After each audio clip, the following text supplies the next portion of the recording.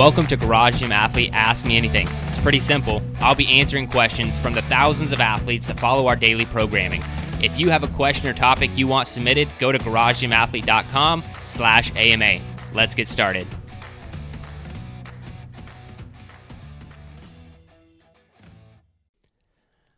All right, ladies and gentlemen, welcome to the Garage Gym Athlete Podcast. Jerred Moon here, doing an Ask Me Anything today. This one is from Chris, and Chris says, I love being able to sit in a sauna, but never really knew the benefits of it. I did some digging, but would like to hear what you think is the greatest benefit to using a dry sauna. Thanks for the amazing programming, Chris. So Chris, first off, thank you for using the programming and being a part of the community. So why a sauna? You know, this is kind of funny because I'm very much like you. I grew up working in gyms. And a lot of these gyms were bigger gyms, more Globo-style gyms and even YMCAs and things like that. And they all did have a sauna. So I did just enjoy sitting in it more from an enjoyment standpoint. I never really knew the health benefits of a sauna or like what was behind any of the mechanisms behind it. But once I found out, that's what led me to actually purchasing a sauna and putting one in my garage when I realized not just that there was like one or two health benefits, that there's like 100 health benefits to having a sauna. That's what pushed me over the edge to actually buy one. And if you want to see my sauna, my setup, or even get a link to where I purchased it, I have no affiliation. If you use that link, you can go to the YouTube channel and check my garage gym tour, one of my more recent videos, and it's of my current setup in my garage gym. And you do get to see kind of my sauna in there, and you even have a link to it. Seems like the best deal for these saunas from having other friends and Garage Gym Athlete members who have purchased them. It seems to be Costco or Home Depot. They kind of go back and forth on who has the lowest price on these deals if anybody's thinking about getting a dry sauna. And again, I have no affiliation, but I do enjoy doing a sauna. My wife and I, we sit in a sauna a few times per week, really almost every night for about 20 minutes, and it's pretty hot. Now, why do I do sauna? What kind of pushed me over the edge? Well, starting with some smaller things like detoxification. And I'm not talking about some sort of detox or cleanse that sounds ridiculous. I'm talking about actual scientific backed, your detoxification of ridding the body of like heavy metals. Through excessive sweating and sauna use, you get rid of a lot of that, a lot of heavy metals. There are a lot of studies on this, and I'm gonna give you guys a resource at the end. If you want to read every study that's worth knowing about saunas, I'll give you the resource at the end. But detoxing heavy metals I thought was a big one, just because those things pop up, and really it's something that's important just to your overall health. Improved fitness. So I'll kind of read off a study here. One small intervention study looked at the effects of repeat sauna use on athletic performance and other physiological effects in 6 male distance runners. The findings showed that one 30-minute sauna session twice a week for 3 weeks post-workout increased the time that it took for the study participants to run until exhaustion by 32% compared to their baseline. So, there are a lot of just, physical fitness improvements, cardiovascular health improvements, and not to mention all the different hormones, one of those being growth hormone. So sauna use promotes growth hormone release, which varies according to time, temperature, and frequency. For example, 2 20-minute sauna sessions at 176 degrees Fahrenheit separated by a 30-minute cooling period elevated growth hormone levels twofold over baseline, but 2 15-minute sauna sessions at 212 degrees Fahrenheit dry heat separated by a 30-minute cooling period resulted in a 5-fold increase in growth hormone. So that's crazy. I mean, you could dive into all that growth hormone does for your body and how that can be a good thing, but getting that through sauna usage, and just to put that in perspective, my wife and I are pretty much getting into the low 200s every time we do a sauna session for about 20 minutes each time. And it's pretty hot. So the 212 is getting up there. Another one, muscle preservation, which I thought was a really cool, just a cool benefit to sauna use.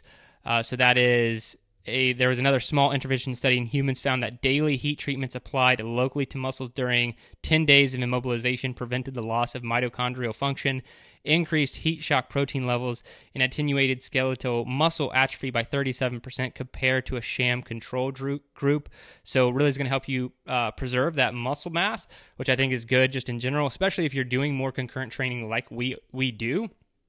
I I like to do conditioning. I like to be aerobic. I like to do all these things, but I do want to preserve as much muscle mass as I possibly can through proper strength training and programming, but also, through any other modality I can.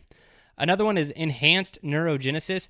Now, some of these last two, and then I'll point you to the kind of the resource that you should go check out, is I'm not a scientist. I read about a lot of these things later, but just improved cognitive function is one of the benefits, that science is pointing to. So heat stress and exercise increase the expression of brain-derived neurotrophic factor, or BDNF, a protein that acts on neurons in the central and peripheral nervous system to promote the growth of new neurons. BDNF modulates neuronal plasticity and ameliorates anxiety and depression from early life stressful events. And then the last thing is heat shock proteins. Now, I'm not even going to dive into heat shock proteins and pretend like I'm an expert on them, but to my understanding, heat shock proteins are highly elevated after sauna usage, and they really help clean up all of the broken or folded over cells and things like that. So kind of giving your body an ability to heal itself at a cellular level, which I think is really cool. Now, like I said, I'm not a scientist, and I'm not trying to pretend like I'm an expert on sauna usage, but who is, and I don't mind giving her all the credit at all, Dr. Rhonda Patrick. So I've been listening to her podcast in general. I mean, she doesn't even publish that regularly, I don't think, but I listened to a podcast, should I say, of her on sauna use like years and years and years ago. And I was like, wow, I just always loved the sauna. But then back then I was like, I'm not going to buy a sauna. But then it just kept research after research. And then she eventually put this research on her website.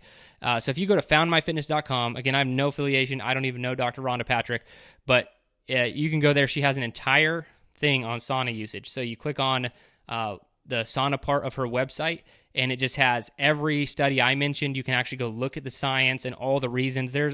I listed a couple. There's like 50 other reasons in this resource that she's created that I think you should go check out. And I don't normally, heavily push other people's content unless I think it's really awesome. And what Dr. Rhonda Patrick has put together on sauna usage is incredible. So if you're thinking about getting a sauna, then do it. She's also put out some recent information about COVID-19 and sauna usage, and how it may be beneficial, not directly with COVID-19, but just lung type issues and things like that. So definitely go check that out. Now, if you're like, oh man, I don't have a sauna, I can't afford a sauna, whatever, I'm not going to get a sauna, or my gym's closed, I can't go use the sauna that I would normally use.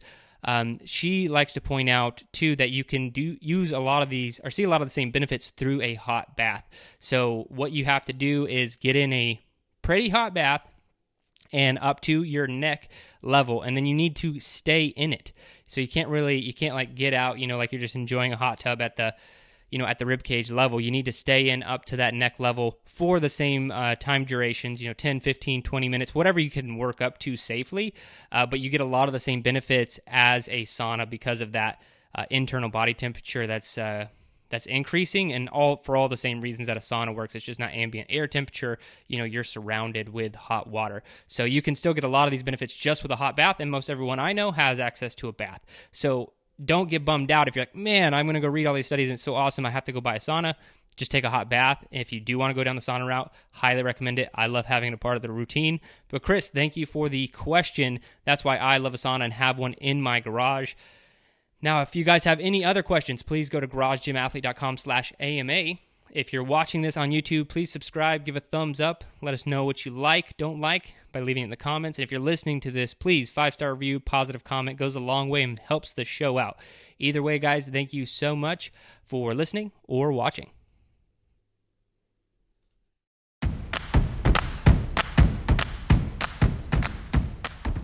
I hope you enjoyed today's Ask Me Anything episode. So one more time, if you want to submit a question, topic, or idea, you can do so at garagegymathlete.com/AMA. And hey, while you're there, if you haven't already, sign up for Garage Gym Athlete membership. We are the best community and programming on the internet. I dare you to try and prove me wrong.